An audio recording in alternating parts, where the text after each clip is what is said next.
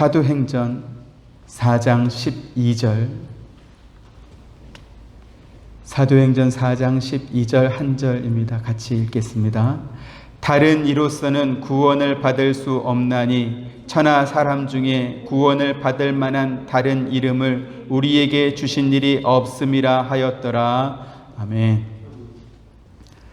문명사회, 그 중에서도 선진화된 사회로 갈수록 절대적인 진리를 주장하기보다는 마치 아무 곳에도 어느 곳에도 진리란 없는 것처럼 매사에 많은 여지를 둡니다. 아이러니하게도 이러한 현상은 진리를 탐구하는 학문의 영역에서 좀 더 많이 발견되는 것 같습니다. 초등학교 교육의 특징은 중학교, 고등학교도 마찬가지겠지만 여러 가지 보기들 중에서 정답이 뭐냐, 그래서 정답을 찾아내는 교육을 받지요. 하지만 대학교에 가면 정답이 무엇인지 찾기보다는 여러 학자들의 견해 중에서 너의 생각은 어떠한지 기술해라, 이러한 시험 문제가 많이 나옵니다. 석사과정, 박사과정으로 가게 되면 교수들의 교수법이 여기서 좀 더 여지를 둡니다. 그래서 1 더하기 1은 몇입니까? 2다. 이렇게 말하면 이제 초등학생이 되는 거고, 박사과정, 석사과정 들어가면 1 더하기 1은 2다 했을 때 그것도 정답 중에 하나다, 이렇게 말을 합니다. 왜 그렇습니까? 다르게 생각하는 사람이 있을 수 있고, 시간이 지나면서 그것 외에 또 다른 답이 나올 수 있는 여지를 남겨놓는 것입니다. 그래서 이른바 학문적인 고수 소리를 듣는 석학들은 학문적인 편견이나 고집이 없고 관대한 사람들이 참 많습니다. 그 중에 대표적인 사람을 꼽으라고 한다면 그리스 철학자 플라톤이나 아리스토텔레스 같은 사람을 들 수 있겠습니다. 플라톤은 뭐라고 말하냐면 어디에서 멈춰야 되는지 알아서 그곳에 멈추는 그것이 바로 최고의 지혜다, 이렇게 말을 합니다. 아리스토텔레스는 마땅한 정도를 초과하거나 혹은 거기에 미달하는 것은 악덕이고 그 중간을 찾는 것이 참된 덕이다, 또 이렇게 말하기도 합니다. 그러니까 극단으로 치우쳐서 정답 찾으려고 하지 말고 가운데 머물러 있어라, 이런 말이죠. 서양 철학뿐만 아니라 불교와 유교에서도 중용의 덕을 말을 합니다. 중용의 가운데 중자는 어느 한쪽으로도 치우치지 않고 양극단의 합일점, 중간의 합일점을 말을 하는 것이고, 용은 일상생활에 있어서 꾸준함을 말하는 것입니다. 그런데 우리가 살다 보면 이 가운데가 늘 변합니다. 언제는 여기가 가운데였다가 또 언제는 여기가 가운데인 것 같았는데 또 언제는 여기가 가운데죠. 이렇게 시대에 따라서 가운데가 끊임없이 변하는데, 그러한 상황 속에서도 평정심을 잃지 않고 상호 조화를 이루는 것, 그것이 용입니다. 그래서 중용, 이렇게 말을 하죠. 성경을 읽어놓고 왜 갑자기 중용을 말하느냐, 이렇게 말씀드리는 것은 현대 사회의 특징이 절대 진리나 절대 가치를 주장하는 것을 허용하지 않기 때문에 그렇습니다. 대신 모두가 옳다, 이러한 중용의 가치를 말을 하기 때문에 그렇죠. 요즘 그것을 가장 잘 표현하는 현대 단어가 있습니다. 바로 꼰대라는 말이 아닐까 싶습니다. 원래 이 꼰대라는 말은 제가 이제 학교 다닐 때만 해도 담임 선생님 아니면 자기 아버지를 이렇게 비하하거나 이렇게 말할 때 은어처럼 쓰던 말이었습니다. 그런데 최근에는 다른 사람이나 다른 사람의 생각이나 말을 듣지 않고 자기 주장이나 자기 방법만 고집하는 꽉 막힌 사람, 이러한 사람들을 뜻하는 말로 꼰대라는 말을 사용을 합니다. 그리고 이 꼰대라는 이 단어는 이와 같은 코로나 시대에 대면 예배를 고집하는 교회나 또 기독교를 상징하는 아주 대표적인 그런 단어가 된 것 같습니다. 그렇게 보면 여러분도 꼰대입니다. 그렇죠? 그러면 왜 우리는 꼰대 소리 들어가면서 이렇게 모여서 예배해야 할까요? 오늘 우리가 살펴보려고 하는 것이 바로 그에 관한 부분이 되겠습니다.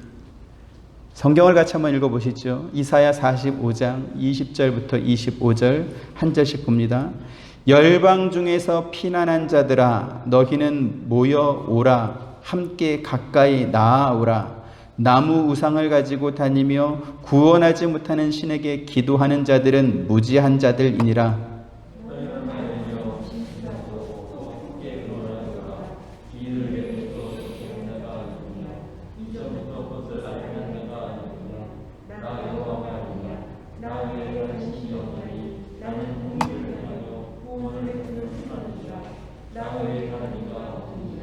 땅의 모든 끝이여 내게로 돌이켜 구원을 받으라. 나는 하나님이라 다른 이가 없느니라.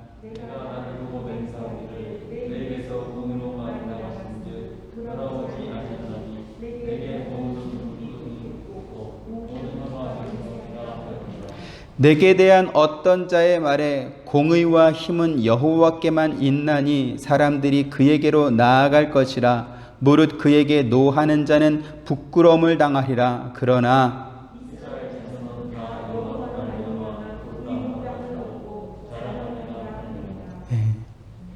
여기 지금 20절 말씀에 열방 중에 피난한 자라고 하는 이 표현은 바벨론 포로 시절에 우상숭배의 무지를 깨닫고 하나님께로 돌아온 귀환한 백성들을 가리키는 말입니다.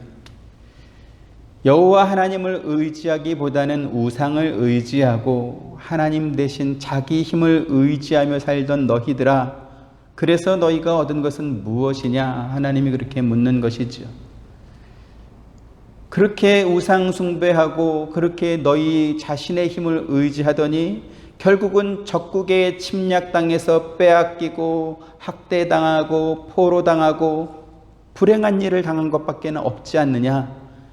현실적으로, 경제적으로, 정신적으로, 영적으로 너희가 가난해지지 않았냐? 나무 우상을 가지고 다니는 너희들아, 우상에게 절하고 그들에게 정성을 바친 결과가 어딨냐? 무슨 이익을 니들이 얻었냐? 너희 한번 확인해봐라. 이런 말이죠. 나무로 만들어서 약했냐? 그러면 쇠로 만들면 어떻겠냐? 쇠보다는 금이 좀 더 낫지 않겠냐? 야, 그래도 그것도 좀 약하다. 다이아몬드로 만들면 좀 어떻겠냐?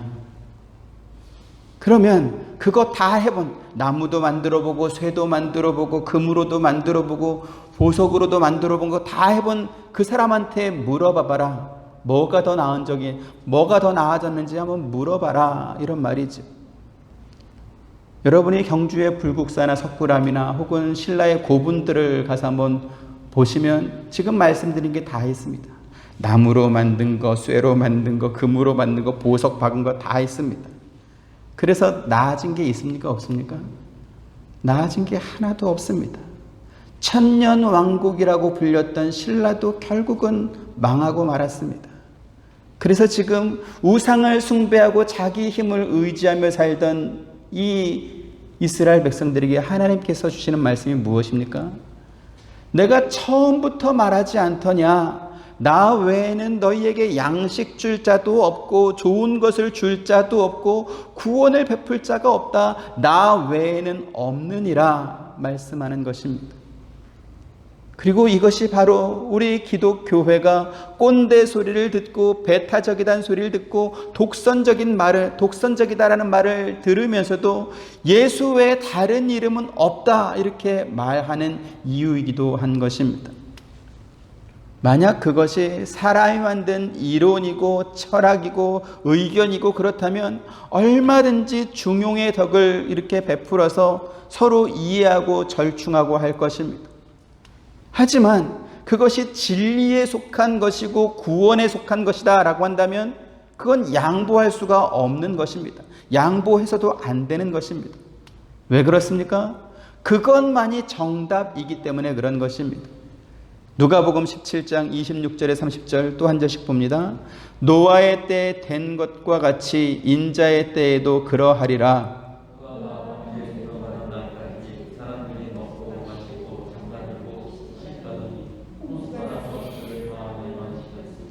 또 롯의 때와 같으리니 사람들이 먹고 마시고 사고 팔고 심고 집을 짓더니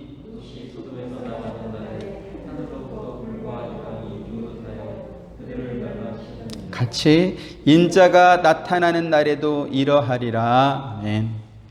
여기 지금 노아의 때라고 하는 말은 아직 홍수 심판이 시작되기 전을 가리켜 말하는 것입니다. 노아가 산꼭대기에다가 방주를 짓습니다. 바닷가에 짓는 것이 아니고 산꼭대기에 짓기 때문에 사람들이 궁금했고 아마 저녁 9시 뉴스에 탑기사로 나오지 않았겠습니까? 그런데 그 방주가 다 만들어져서 노아의 가족들과 많은 짐승들이 다 들어가는 그날까지도 방주 바깥에 있던 사람들은 하나님께서 경고하신 이 심판에 대해서 아무런 생각이 없었습니다. 누구도 귀를 기울이지 않았다라는 것이죠. 전에도 말씀드렸던 것처럼 심판에 관한 이 경고는 하나님께서 노아에게 처음 주신 것이 아니었습니다. 그의 증조 할아버지였던 에녹에게 주셨습니다. 에녹은 자기 아들 무두셀라가 죽으면 하나님의 심판이 임한다라는 것을 알고 있었죠. 그래서 무두셀라를 낳은 뒤에 300년 동안 하나님과 동행하면서 하나님 말씀을 따라 살았던 것입니다. 그러면 무두셀라는 어떻겠습니까? 누구보다 자기의 이름이 무슨 뜻인지 알지 않았겠어요? 그래서 아들을 낳고 손자를 낳았을 때 또 사람들이 당신 이름이 왜 그렇게 생겼냐라고 물어볼 때 그와 같은 말을 꾸준히 했을 것입니다. 지금 이 말씀은 무두셀라가 세상에 태어나서 죽는 날까지 969년 동안 하나님의 심판이 있을 것을 말을 했을 것이다 라는 것을 우리가 성경을 통해서 확인할 수 있는 것입니다. 그러면 노아뿐이겠습니까? 소돔과 고모라의 멸망도 마찬가지였다라는 것이죠. 천사들이 롯을 찾아와서 이제 곧 하나님의 심판이 임할 것이다. 너와 내 가족들은 속히 이 성을 떠나라고 말을 합니다. 무서워서라도 그날 밤에 바로 떠날 것 같은데 다음날 아침이 되도록 그냥 또 자는 거예요. 떠나라 하는데 안 떠나고 그냥 민기적하고 있습니다. 얼마나 답답했으면 천사들이 롯과 롯의 아내 또 두 딸의 손을 붙잡고 바깥으로 끌어낼 정도로 그렇게 나갈 생각을 하지 않고 있더라는 것이죠. 롯의 사위가 될 사람들은 어떻게 생각했습니까? 하나님의 심판이 임할 것이다라는 말을 듣고는 농담으로 여겼습니다. 창세기 19장 14절 같이 봅니다. 시작. 롯이 나가서 그 딸들과 결혼할 사위들에게 말하여 이르기를 여호와께서 이 성을 멸하실 터이니 너희는 일어나 이곳에서 떠나라 하되 그의 사위들은 농담으로 여겼더라 이랬습니다. 여러분, 하나님께서 심판하시겠다라고 하는 이 말씀이 말장난입니까? 농담으로 여겨도 괜찮은 것입니까? 결국 사위가 될 사람들은 그냥 성에 남았고 롯과 그의 아내와 두 딸만 어쩔 수 없이 이제 밖으로 옆에 소활성으로 피난을 가지. 천사들이 분명히 경고를 주었습니다. 너희가 떠날 때 돌아보거나 혹은 들판에 머물지 말고 어쨌든 빨리 도망가서 멸망함을 면해라. 그렇게 경고를 줬습니다. 하지만 롯의 아내는 그 경고를 듣고도 뒤에서 유황불비가 막 소나기처럼 내려서 소돔 고모라 성이 불타고 있는데 그게 궁금해서 혹시 자기 집은 괜찮은가 싶어서 뒤돌아봤다가 소금 기둥이 되고 맙니다. 이것이 바로 세상이고 이것이 바로 사람이다라는 것이죠. 하나님께서 피할 길을 열어주시고 멸망받지 않을 방법을 다 가르쳐 주셔도 농담으로 여기고 귀담아 듣지 않는 것, 그것이 바로 사람이다라는 것입니다. 그 결과 어떻게 됐습니까?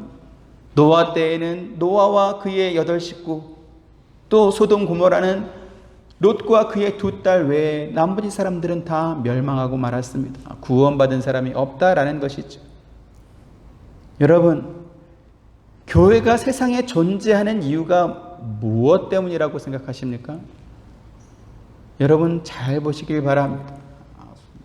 오늘 본문에 대제사장과 바리새인들이 베드로와 요한과 제자들을 붙잡아 놓고 너희가 무슨 권세와 누구의 이름으로 이 일을 행하였는지 추궁하고 있습니다.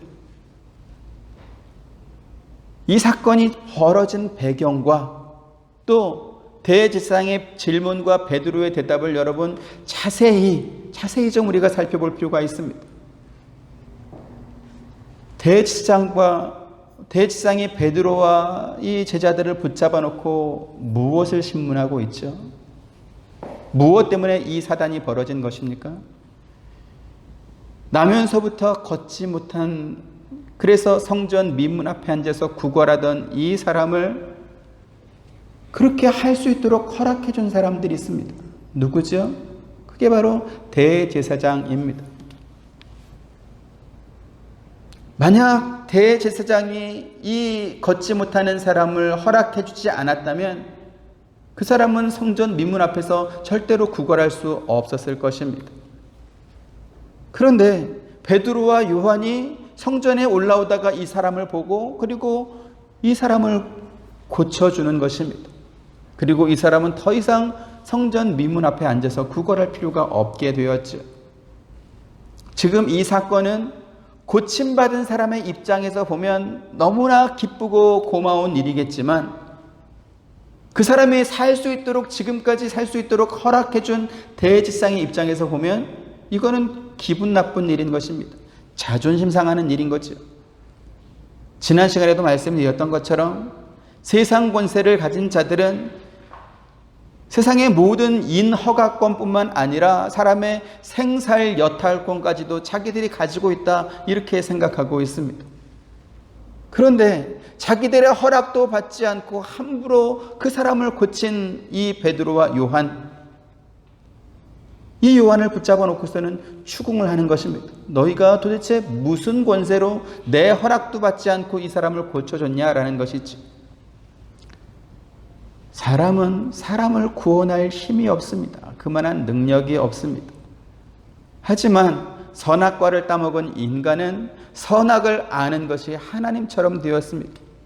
그렇다 보니까 길게 잡아도 100년도 살지 못할 이 한정된 세상을 살면서도 마치 자기들이 하나님이 된 것처럼 모든 것을 할 수 있다, 이렇게 생각하며 사는 것입니다. 그런데 거기에다가 권력까지 가졌다 그러면 그 교만과 오만방자함이 하늘을 찌르는 것입니다. 하나님의 심판이 임하게 될 것을 가르쳐줘도 그것을 믿지 않을 뿐만 아니라 농담처럼 여기는 것입니다. 하나님이신 예수 그리스도의 이름으로 이 나면서부터 걷지 못하는 사람을 고쳐주었는데 너희가 무슨 권세와 누구 이름으로 이 일을 했냐고 추궁하고 있는 것이지. 그래서 베드로가 대제사장이 한 말이 무엇입니까? 9절 10절 또 봅니다. 만일 병자에게 행한 착한 일에 대하여 이 사람이 어떻게 구원을 받았느냐고 오늘 우리에게 질문한다면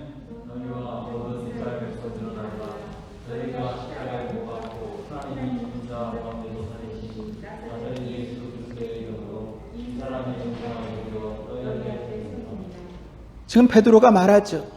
너희가 지금 묻는 것이 이 사람이 어떻게 구원받았느냐고 질문하는 것이냐? 그렇다면 내가 정답을 말해줘라. 내가 정답을 말해주마. 너희가 십자가에 못 박고 하나님께서 죽은 자 가운데서 다시 살리신 이 나사렛 예수 그리스도의 이름이 그를 구원한 것이다, 이렇게 지금 말하고 있는 것입니다. 베드로가 대제사장이 하는 말이 무엇입니까? 너희는 이 사람을 구원할 능력이 없다. 나면서부터 걷지 못하던 이 사람에게 너희가 해줄 수 있는 최고의 선행, 최고의 호의가 뭐냐? 그거는 성전 미문 앞에 앉아서 구걸할 수 있도록 허락해 준 것, 그거 외에는 없지 않냐? 그렇죠? 일평생 그 앞에서 구걸하며 살도록 허락해 준 것 외에 너희가 할 수 있는 일은 없지 않냐? 그러면 말이 좋아서 너희가 허락해 준 것이지, 그 사람의 입장에서 보면, 그렇죠? 일평생 그 사람들이 들락거리는 그 성전 문 앞에 앉아가지고 사람들한테 구걸해야 되는 것입니다. 누가 옮겨주지 않으면 자기 마음대로 걸어갈 수도 없는 것입니다. 더우면 더운 대로 그 더위를 다 맞아야 되고, 비가 오면 비가 오는 대로 그 비를 다 맞아야 되는 것이죠. 일생을 수치와 고난 속에서 살 수밖에 없는, 정답 없는 인생을 그 사람이 살 수밖에 없는 것입니다. 대단한 것입니까? 대제사장이 너 그래 미문 앞에서 구걸에 허락해 준 게 그게 대단한 것입니까? 절대로 대단한 것이 아닙니다. 정답 없는 인생을 사는 것이죠. 그러면 날 때부터 걷지 못하던 그 사람만 정답 없습니까? 며칠 전에 삼성의 이건희 회장이 세상을 떴습니다. 대한민국에서 제일 부자라는 사람도 죽었습니다. 그 전에는 세계에서 제일 부자라는 소리를 들었던 애플의 스티브 잡스도 죽었습니다. 세상에 그 어떤 사람도 죄 사함 받고 구원받지 못했다면 그 사람은 다 답이 없는 인생인 것입니다. 그러니 답이 없는 사람, 답을 모르는 사람에게 지금 정답을 가르쳐주고 있는 것이죠. 12절 같이 봅니다. 시작. 다른 이로서는 구원을 받을 수 없나니 천하 사람 중에 구원을 받을 만한 다른 이름을 우리에게 주신 일이 없음이라 하였더라. 아멘. 오늘날 교회가 존재하는 이유가 무엇입니까? 예수 이름 외에는 다른 이름으로 구원을 받을 수 없다라는 이 정답을 알려주기 위해서 교회가 존재하는 것입니다. 그런데요, 너무나 안타깝게도 오늘날 교회들이 정답 말해주는 것을 주저합니다. 오직 예수만이 정답이다, 다른 이름으로는 구원받을 수 없다, 이렇게 선포하기보다는 세상이 좋아하는 이해, 관용, 화합, 존중, 혹은 인간 이해나 사랑과 같은 보편적인 주제에 관한 것들만 이야기하는 것입니다. 가장 대표적인 사건이 있습니다.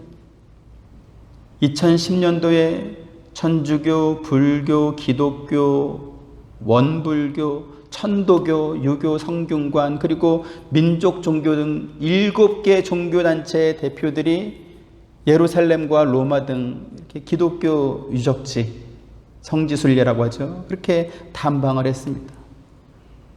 그 이후로 해마다 종교를 돌아가면서 각 종교를 대표하는 도시들이나 어떤 유적지를 찾아다니면서 이렇게 이웃 종교의 역사와 문화를 이해한다, 그러한 노력을 한다라는 일환으로 해마다 지금 그렇게 하고 있습니다.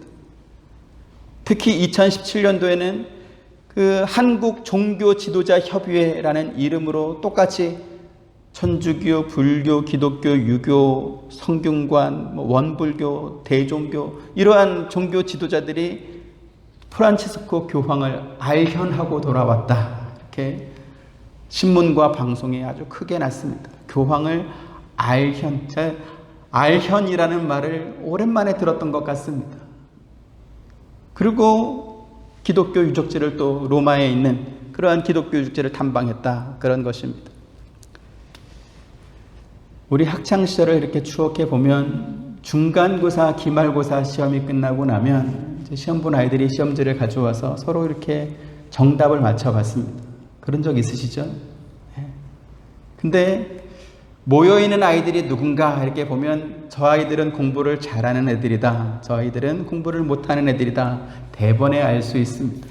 공부 잘하는 애들은 잘하는 애들끼리 모여가지고 무엇이 정답이 무엇이 틀린지 그거를 막 확인하고 있고, 또 공부 못하는 애들도 자기들끼리 모여가지고 막 하죠. 근데 대화의 주제가 좀 다릅니다. 공부 잘하는 애들은 몇 개 틀렸냐, 이게 막 신경이 날카롭습니다. 공부 못하는 애들은 어떨까요? 몇 개 맞았냐, 요거 지금 따지는 거예요. 야, 나 이거 하나 맞았다, 이거 가지고 막 되게 좋아하는 거죠. 그럼 선생님이 지나가다가 그 아이들 보고 한마디 합니다. 뭐라 그러게요? 놀고 있네, 놀고 있네, 이러는 겁니다. 종교 지도자 7명이 아니라 70명이라 할지라도 이웃 종교의 문화와 역사를 이해하고 그 종교를 믿는 사람들의 어떤 신앙심을 한번 확인해보자, 그거 앞만 확인해봐야 거기 답이 있습니까? 없습니까? 거기 답이 없습니다. 그때 우리는 한마디 하죠. 뭐라 할까요? 저는 말 안 했습니다. 예수 이름 외에는 구원받을 다른 이름이 없습니다. 그래서 교회가 존재하는 이유는 그 예수 이름 전하기 위해서 존재하는 것입니다. 그러면 왜 예수 이름이어야 하냐 하는 것이죠. 왜 우리가 예수 이름만 전해야 됩니까? 출애굽기 3장에 가서 보시면 하나님께서 모세를 찾아오셔서 너를 애굽 왕 바로에게 보내어 내 백성을 인도해 내겠다. 너 가서 그거를 말해라. 이렇게 말씀하시는 모습이 나와 있습니다. 모세가 하나님께 묻습니다. 하나님, 제가 도대체 누구길래 바로에게 가겠습니까? 그리고 제가 무슨 힘으로 이스라엘 자손을 애굽에서 인도해 낼 수 있겠습니까? 하나님께 묻는 것입니다. 또 묻습니다. 하나님, 제가 우리 백성들한테 찾아가서 너희의 조상 하나님께서 나를 너희에게 보냈다 이렇게 말하면 그들이 나를 믿을까요? 안 믿을 겁니다. 그러면서 그 백성들이 나한테 그래 그러면 그 하나님 이름이 뭔데? 이렇게 물어보면 제가 뭐라고 대답할까요? 이렇게 하나님께 묻습니다. 그러자 하나님께서 모세에게 이렇게 가르쳐 주시는 겁니다. 출애굽기 3장 14절 15절 또 보시면 하나님이 모세에게 이르시되 나는 스스로 있는 자이니라. 또 이르시되 너는 이스라엘 자손에게 이같이 이르기를 스스로 있는 자가 나를 너희에게 보내셨다 하라.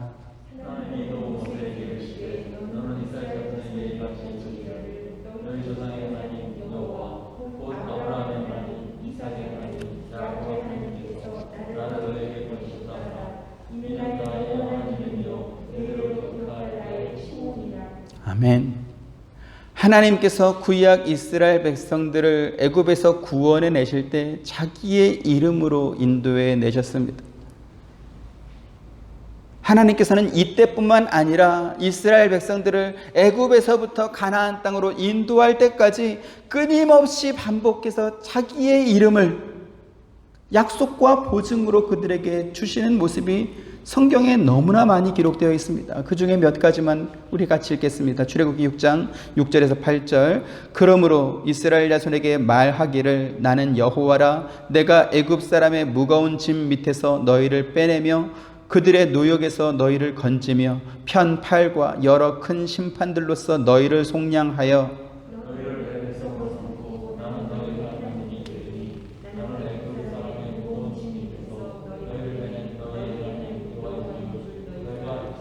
내가 아브라함과 이삭과 야곱에게 주기로 맹세한 땅으로 너희를 인도하고 그 땅을 너희에게 주어 기업을 삼게 하리라. 나는 여호와라 하셨다 하라. 레위기 20장 24절 읽어주십시오.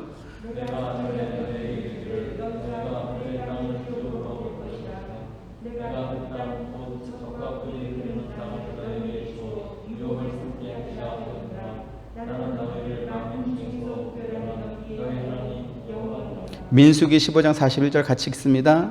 나는 여호와 너희 하나님이라. 나는 너희의 하나님이 되려고 너희를 애굽 땅에서 인도해 내었느니라. 나는 여호와 너희의 하나님이니라. 나는 여호와 너희의 하나님이다. 내가 했다. 내가 했다. 내가 했다. 계속 반복해서 말씀하는 것입니다. 하나님께서 모세를 애굽 왕 바로에게 보내는 이유가 무엇입니까? 그것은 당시 제국이라 일컬어지던 애굽의 황제였던 바로가 세상을 주관하는 것이 아니라 하나님께서 세상과 역사의 주관 자로 심판주로 계심을 보여주기 위해서 그를 보내는 것입니다.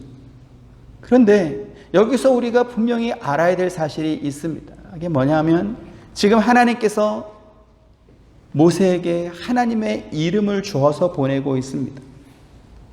그것뿐만 아니라 하나님께서 모세에게 지팡이도 주셨습니다. 그 지팡이는 어떤 지팡이입니까? 땅에 던지면 뱀이 되어서 애굽의 술객들이 만든 그 뱀들을 잡아먹은 그 지팡이입니다. 모세가 그 지팡이를 들고 바다를 가리키면 홍해가 갈라지는 능력의 지팡이였습니다. 그러면 모세가 하나님 여호와 하나님의 이름과 그와 같은 능력이 있는 지팡이를 가지고 바로 앞에 갔더니 바로가 무서워서 벌벌 떨면서 항복입니다. 다 데려가십시오. 이렇게 놔줬습니까? 안 놔줬습니까? 놔주지 않았습니다. 그 애굽 땅에 하나님께서 내리신 재앙이 9번이 지나서 마지막 10번째 자기 맏아들이 죽고 난 다음에야 애굽 왕 바로가 이스라엘 백성들을 놔줬다라는 것이지. 그러면 고분고분 놔줬습니까? 안 놔줬습니까? 고분고분 놔주지 않았습니다. 애굽의 최정예의 전차부대와 기병부대를 보내서 추격하도록 만들었습니다. 바로 등 뒤까지 쫓아오는 그 애굽의 무시무시한 군대를 본 이스라엘 백성들이 모세와 하나님께 이렇게 원망하죠. 출애굽기 14장 11절 12절 그들이 또 모세에게 이르되 애굽에 매장지가 없어서 당신이 우리를 이끌어내어 이 광야에서 죽게 하느냐 어찌하여 당신이 우리를 애굽에서 이끌어내어 우리에게 이같이 하느냐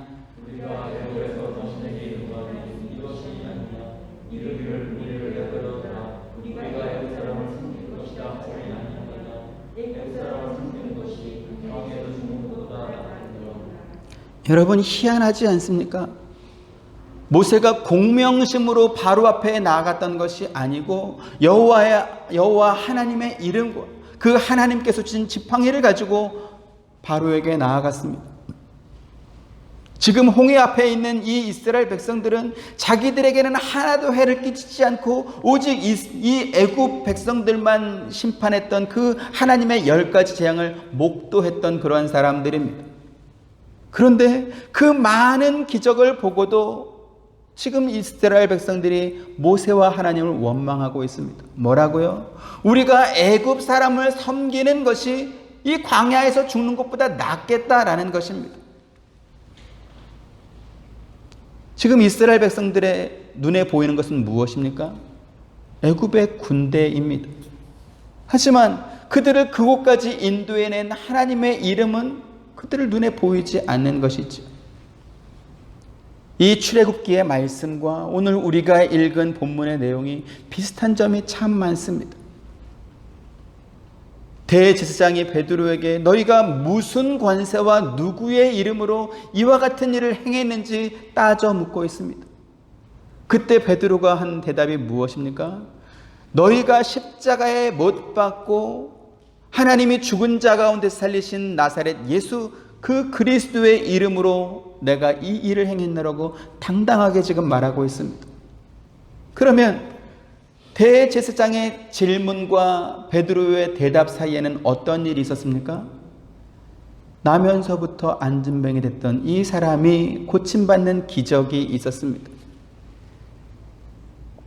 베드로의 대답을 들은 대제사장과 바리새인들은 이 사람이 고침을 받았다, 일어서게 되었다, 더 이상 앉아서 구걸할 필요가 없게 되었다라고 하는 부정할 수 없는 이 기적의 사건 앞에서 베드로와 요한을 그때는 놓아주긴 했습니다. 풀어주었습니다. 하지만 그 이후로 오늘 이 날 이후로 베드로와 요한뿐만 아니라 제자들과 사도들과 초대교회 성도들이 전했던 이 예수의 이름은 어디를 가든지 전하기만 하면 모든 문제가 다 해결되는 마치 마법이나 주문처럼 그렇게 사용되지 않았다라는 것입니다.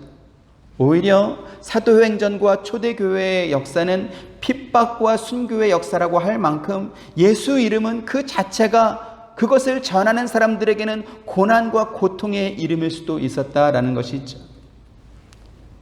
그렇다면 왜 예수님은 이처럼 자기의 제자들과 자기가 사랑하는 제자들과 또 성도들이 핍박과 고통을 받게 되는 그 일이 가중되는 이 일을 맡기면서 땅끝까지 이르러 내 증인이 되리라 이렇게 말씀하셨을까요?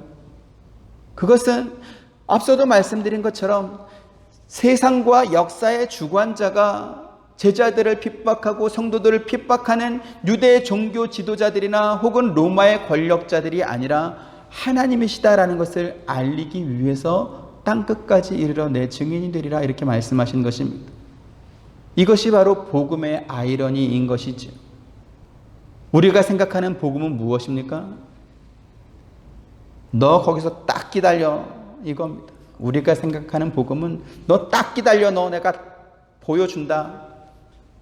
어렸을 때 동네에서 힘센 형한테 한 대 주워 맞으면 말하죠. 딱 기다려, 너 우리 큰형 데리고 온다. 우리 아빠 데리고 온다. 뭐죠? 그 자기 때린 그 형보다 더 힘센 큰형이나 아빠가 오면 너는 이제 끝났어, 이거죠. 지금까지 교회가 예수의 이름을 그와 같은 용도로 사용했습니다. 세상이라고 하는 그 힘보다 더 큰, 더 센 예수 이름을 가지고 귀신도 쫓아내고 중병이나 불치병도 고쳐내고 망해가던 사업도 다시 일으키고 이렇게 하는 것입니다. 그런데요, 예수 이름, 예수 복음은 그런 식으로 사용하라고 주신 것이 아닌 것입니다. 하나님께서 이스라엘 백성들을 애굽에서 인도해 내신 것은 그 목적지가 홍해바다 앞이거나 혹은 광야 사막이 목적지가 아닙니다. 하나님께서 이스라엘 백성들을 위해서 젖과 꿀이 흐르는 가나안 땅을 예비해 놓으셨습니다. 이제 이스라엘 백성들은 그곳에 들어가서 그들이 짓지 않은 집에서 살게 되고 그들이 심지 않은 포도나무와 감람나무의 열매를 먹게 될 것입니다. 하나님께서는 그들의 하나님 여호와로서 그들과 함께 거하기 위해서 이스라엘 백성들을 애굽에서 인도해냈다라는 것을 모든 나라와 모든 백성들이 다 알게 하길 원하셨습니다. 출애굽기 29장 43에 45절 또 보십니다. 내가 거기서 이스라엘 자손을 만나리니 내 영광으로 말미암아 회막이 거룩하게 될지라.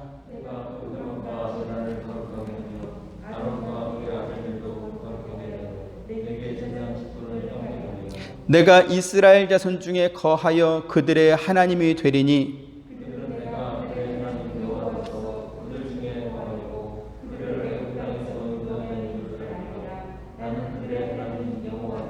아멘.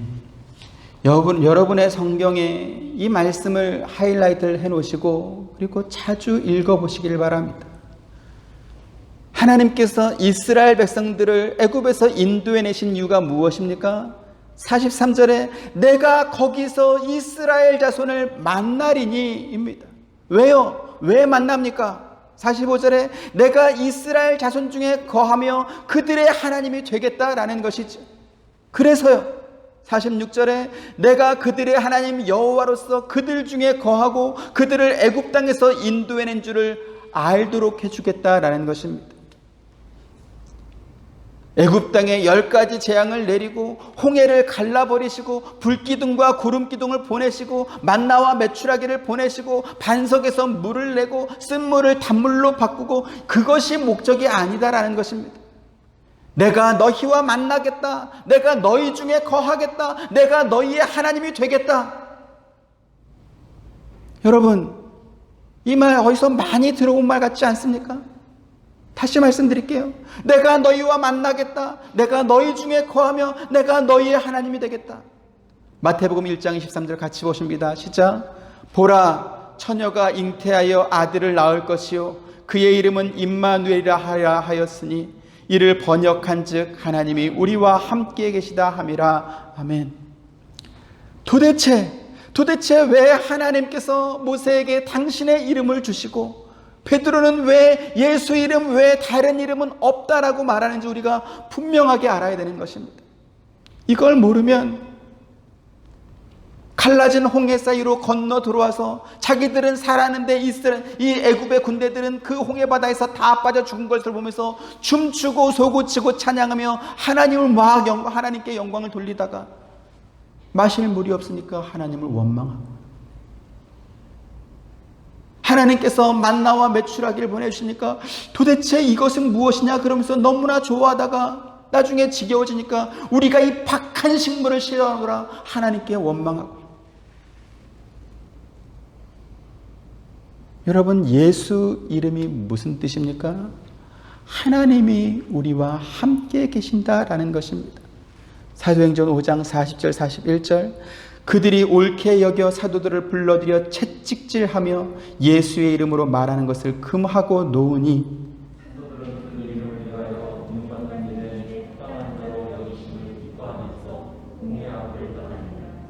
여러분, 이 말씀이 이해가 되십니까? 당시 권력을 가진 대제사장과 바리새인들이 사도들을 불러들여 놓고 채찍질하고 예수 이름으로 말하는 것을 금하고 협박하고 놓아주었습니다. 그런데 사도들은 그 예수 이름 전하고 그 예수 이름 위하다가 능욕받는 일에 매맞고 감옥에 갇히고 심지어 죽게 되는 그 일을 당하면서도 자기들이 그 일에 쓰임받은 것에 기뻐했다라고 말씀하는 것입니다. 찬송가 438장 내 영혼이 은총 입어를 쓴 이 찬송 시인이 3절에 그렇게 시를 썼습니다. 높은 산이 거친 들이 초막이나 궁궐이나 내 주 예수 모신 곳이 그 어디나 하늘나라 할렐루야 찬양하세 내 모든 죄 사함받고 주 예수와 동행하니 그 어디나 하늘나라. 아멘. 노래만 부를 것이 아니고 저와 여러분이 실제로 이와 같은 신앙을 갖기를 주님의 이름으로 축원드립니다. 예수 이름 불러서 자기 소원 이루고 예수 이름 불러서 자기가 신령한 사람이라는 것을 자랑해 보이려고 하고 그러한 사람들은 핍박이 오고 환란이 오면 견디질 못하는 것입니다. 비난받고 능욕받을 일이 생기면 온갖 이유를 대가면서 반대쪽으로 도망가는 것입니다. 여러분 지금은 어떤 때입니까? 그 이름을 위하여 능욕받는 일에 합당한 자로 여기심을 기뻐해야 할 때인 것입니다. 지난 시간에도 말씀드렸습니다. 세상은 절대로 우리가 예수 이름 말하는 것을 좋아하지 않습니다. 우리가 예수 이름으로 모이는 것도 좋아하지 않습니다. 그래서 온갖 이유를 대면서 모이지 마라, 그 이름 말하지 마라, 누구 허락받고 예배드리고 있는 것이냐, 예수 믿는 사람들이 모범을 보여야지 그렇게 살면 되겠냐, 별 소리로 우리를 위협하고 회유하고 어르고 달랠 것입니다. 그때 우리는 뭐 하면 되겠습니까? 딱 한 가지만 하면 됩니다. 예수 이름 외에 다른 이름은 없다. 여러분들이 착하다는 소리를 들으시고 당신 정말 합리적이다, 중용의 도를 아는구나, 우리가 그렇게 칭찬 듣기 때문에 예수님이 영광 받는 것이 아니고 하나님이 영광 받는 것이 아니다라는 사실을 여러분 아시길 바랍니다. 하나님이 우리와 함께 계시다 함이라. 임마누엘이신 이 예수 이름을 꽉 붙잡고 놓치지 않는 것, 그것이 하나님께 영광 돌리는 것입니다. 사도 바울은 자기 몸에 예수의 흔적을 가졌더라 이렇게 고백했습니다. 온 몸에 채찍 자국과 맨맞은 자국이 남을 만큼 많은 사람들로부터 미움받는 것, 그것이 착한 것입니까? 그것이 그리스도인으로서 모범을 보인 것입니까? 네, 맞습니다. 그것이 바로 모범인 것입니다. 세상의 야유와 비난을 두려워하지 마시고 무슨 일이 있어도 이 예수 이름 붙잡고 놓치지 않는 저와 여러분, 우리 하와이 서부 장로교회 되기를 주님의 이름으로 축원드립니다. 은혜로우신 아버지 하나님 감사합니다. 예수 이름 외에 다른 것은 없습니다. 세상은 우리가 이 예수 이름 붙잡은 것을 좋아하지 않습니다. 그것 말고 다른 것도 많은데 굳이 그것만 붙잡고 있는 우리들을 가리켜 꼰대라 말을 하고 모범이 되지 않는다고 비난합니다. 그러나 초대교회 사도들은, 그 성도들은 예수 이름 위하여 능욕받는 일에 자기들이 쓰임받은 것을 기뻐하고 즐거워했다, 그렇게 말씀하고 있습니다. 우리도 그와 같은 신앙 갖길 원합니다. 정답 없는 사람들이 자기들끼리 무엇이라고 이야기하든지 예수 이름 정답 가진 우리들은 그 이름 하나만 붙잡고 이 세상 살아갈 수 있도록 힘과 용기를 더하여 주옵시고 믿음을 더하여 주옵소서. 예수님 이름으로 기도드립니다. 아멘. 지금은 우리 주 예수 그리스도의 이름과 하나님의 크신 사랑과 보혜사 성령님의 감화감동 교통하심이 예수 이름 붙들고 세상으로 나아가는 사랑하는 모든 성도님들의 머리 위에와 가정과 생업과 하시는 모든 일들 가운데 지금부터 영원토록 함께 있기를 축원하옵나이다. 아멘.